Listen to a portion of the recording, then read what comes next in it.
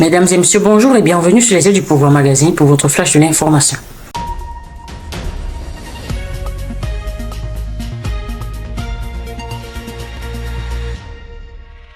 Ouvrons notre flash d'information en culture. 29e édition du festival Écran Noir à Yaoundé.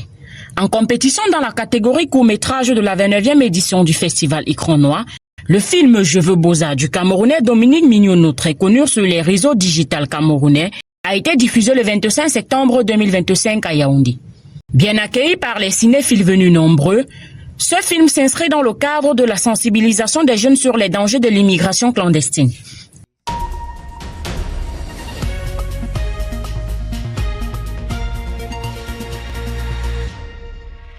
En société, cérémonie de lancement du chantier de renforcement de la desserte en eau potable à Yaoundé 6 par la CAM Water.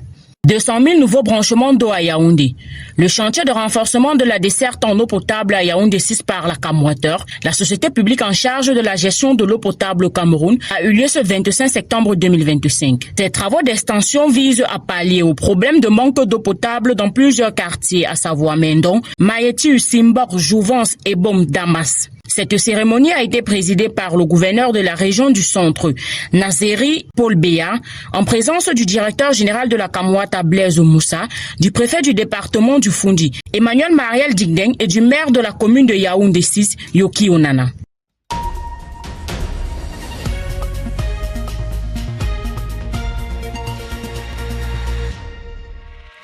En économie, pose de la première pierre du projet d'exploitation industrielle de la bauxite de Mini Martap par le Premier ministre chef du gouvernement Joseph John Ngouté. Au nom du président de la République chef du gouvernement, son Excellence Paul Biya, le Premier ministre chef du gouvernement Joseph John Ngouté a procédé ce mercredi 24 septembre 2025 à la pose de la première pierre des travaux de construction du projet d'exploitation industrielle de la bauxite de Mini Martap, département de la Vina, région de la Damawa, porté par la société Kamal Kossal. L'État du Cameroun est résolument lancé vers l'atteinte de ses objectifs infrastructurels et énergétiques par la valorisation de ses matières premières afin de bâtir une industrie locale forte, créatrice de valeur ajoutée et de richesse.